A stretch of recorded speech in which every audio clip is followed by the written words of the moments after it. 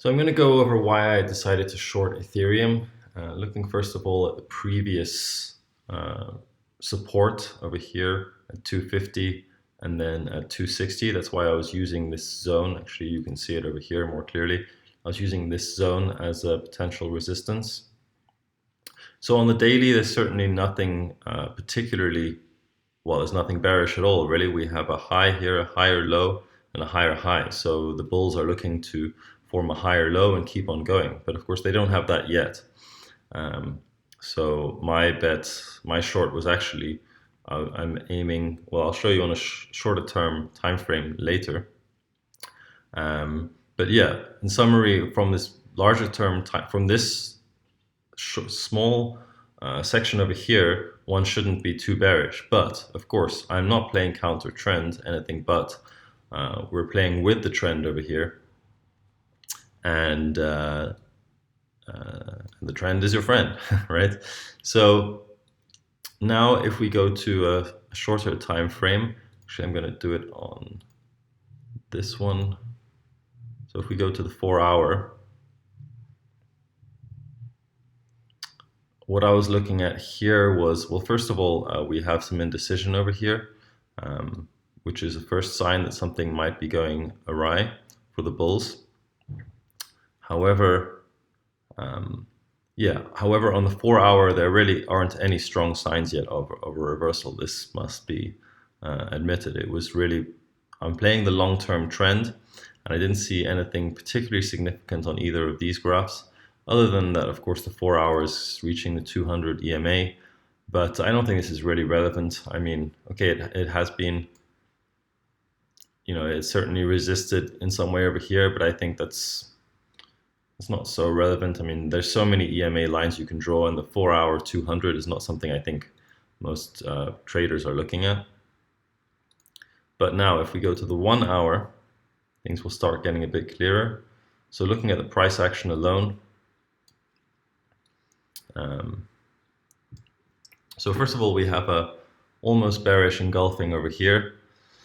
The price opened just about 7 cents lower than this candle closed at, but you know, visually speaking, it looks fairly engulfing. This one now is of course forming as well as an engulfing, bearish engulfing candle. Now, bearish engulfing candle on the way up doesn't say a lot. I mean, you have one here and we have no follow through, but considering that we have 1, 2, and now 3 bearish engulfing candles, it seems that at the very least this trend is going to slow down.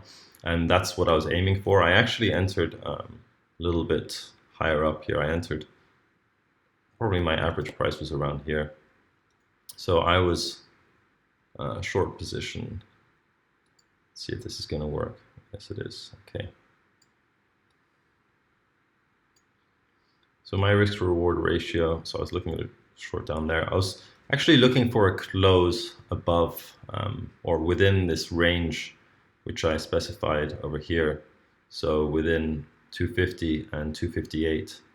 But if I had been away from the laptop for whatever reason, I would have probably just put my stop like somewhere, maybe like 258 or something like that. So the risk to reward ratio from that perspective wouldn't have been great.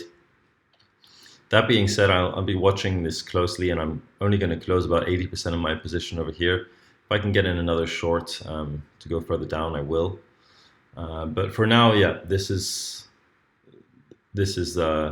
what I was. This is the risk reward ratio that I was playing with. And let's see. So on the 1 hour, what else do we see here? Well, we see this. I think it's dragonfly doji, or maybe no, I think it's the shooting star actually. But what it means, of course, is that the bulls brought the price up high, but the bears brought it down very, very much, all the way down to close to the open of the candle. And this is significant. This signifies, you know, a rejection of this price. And if we look at the RSI, we see something else which is interesting. We see, you know, a lower RSI over here, so bearish divergence. Now this candle closed only just a little bit above it, but the combination of this bearish divergence with this shooting star, and the fact that we are at a sort of previous support now turned resistance level. These were the three indicators which I took to be the strongest ones that we were going to reverse, at least to some extent. I think this is, I'm using this as a target because it's the previous, well, it's a pivot low. I mean, it's a simple pivot low, but nonetheless, I think it's somewhat conservative target. I think it's quite realistic that we get either somewhere in the middle of this range, so between here and there, or we really get down to what would be previous resistance, multiple resistances in this zone, which will turn into stronger support. And then, of course, the risk-to-reward ratio becomes much higher. If we look down at, again, a shorter time frame, since this is essentially intraday trading, we see, yeah, again, the lowering of the RSI. So we have a lower RSI here, a lower RSI here. So this is what we want to see if we're shorting, obviously. And yeah, I mean, we also see that we're quite far from the from these EMAs. I mean, coming up here, we were sort of hugging this ribbon of EMAs. It started expanding outwards. Okay, fair enough. But we came down, we bounced off of the 13 over here, then we came down to test the 21. We came right through that. So what I was assuming, it was the chart looked like this when I started shorting. So I assumed, well, okay, at the very least, we should get down somewhere to the 21 EMA, this orange line over here. And that's sort of what I'm betting on. I'm still in the short. I didn't close any out over here. I'm still sort of expecting us to get actually even lower to this previous pivot low. And of course, the other thing is, which is always important when you're shorting any cryptocurrency, is to look at Bitcoin. So I saw some very interesting pattern here. We have an inside bar here formed, and another, and another, and another. So 4 inside bars in a row, that's pretty powerful stuff. And when we broke this inside bar bearish, we were looking to see this one break. We broke that bearish, we broke that, we broke that. So within 1 bar, we broke 1, 2, 3, 4 supports. And that's a pretty bearish sign.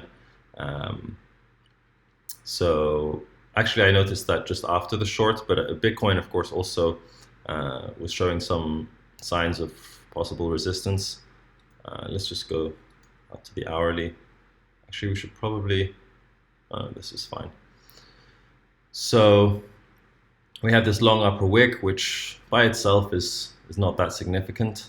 But I was also looking at the RSI here, which had a even more noticeable bearish divergence. So we had one bearish divergence over from this high to this high.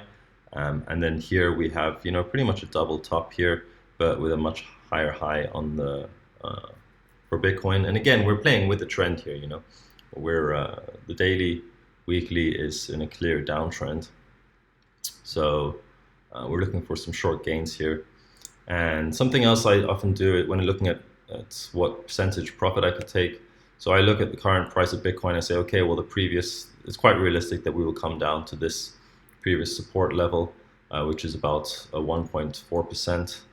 And if we go to Ethereum on the, well, it doesn't really matter which time frame, but so 1.4%. So if we go down 1.4% for Bitcoin, is it realistic that we go down almost 2% for here? Like, definitely.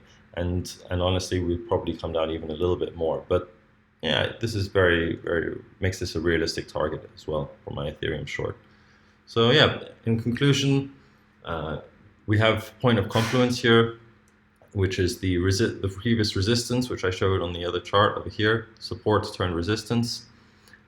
2, we have the bearish divergence on the RSI, on the 30 minutes, and I think the hourly as well for Ethereum. And I think the third one was the fact that we were sort of quite far from this 21 EMA, and it seemed very reasonable that we would come down. Oh no, sorry, the third one was, of course, this shooting star, which I thought was quite relevant. And so those are the 3 important, the 3 main reasons that I shorted. And then the additional reasons to potentially short is that, well, we can target this 21 EMA quite reasonably. We hit that just recently. And of course that Bitcoin had these 15 minutes inside bars, which we saw before. And yeah, that's pretty much it. So let me know if you learned anything from that or if you have any questions. And that's it for me.